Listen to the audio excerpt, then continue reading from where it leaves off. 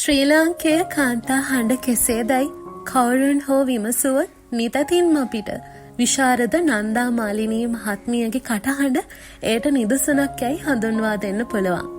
ඒ තරමටම ඇගේ හඬට ආවේනික රසයක් තියෙනවා. මේ වෙද්දි නන්දා මාලිනී මහත්මිය භෞතිකව අපෙන් සමුවරගෙන ගිහින් උනත් ඇගේ කටහඬ, ඇගේ ගීත හැමදාමත් අපි අතරේ අමරණීයයි. නන්දා මාලිනී මහත්මියගේ වියෝව පිළිබඳව ඇගේ සංගීත ආශ්‍රමයේ විශාරද නිර්දේශයේ ඉගැන්වීම් කටයුතු සිදු කරන ගයාන් ප්‍රසංග පීරිස් මහතා මෙන්න මේ වගේ කතාවක් ඔහුගේ සමාජ මාධ්‍ය ගිණුමේ පළ කර තිබුණා. මේ අපි දෙන්නගේ අවසන් ඡායාරූපය සති 3-4කට කලින් සංගීත ආශ්‍රමයේ විශාරද නිර්දේශයේ ඉගැන්වීම් කටයුතු දිනකට පැය එකහමාරි පන්ති දෙකකට සීමා වෙනවා.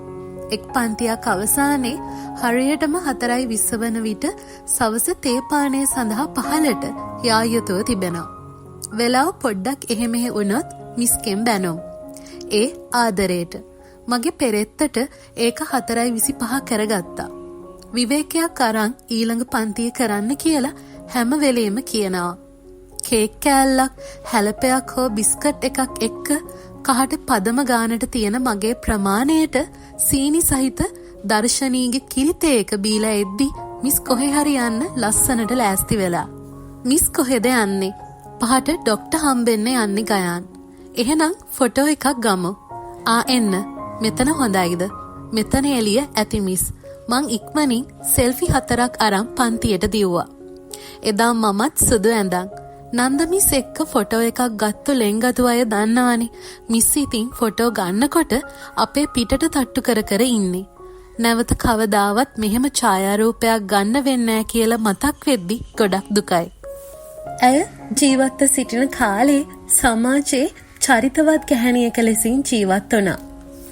පිළිකා රෝගී තත්වයක් නිසා ඇය වසර ගණනාවක් ඒ සඳහා ප්‍රතිකාර පවා ලබාගෙන තිබුණා.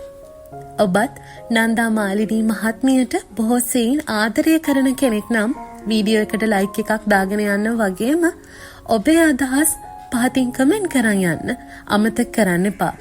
ඒ වගේම විශ්මිත විශ්වයේ YouTube channel එක තාමත් තව subscribe කරපො නැති කෙනෙක් නම් subscribe කරන් යන්න අමතක කරන්න එපා.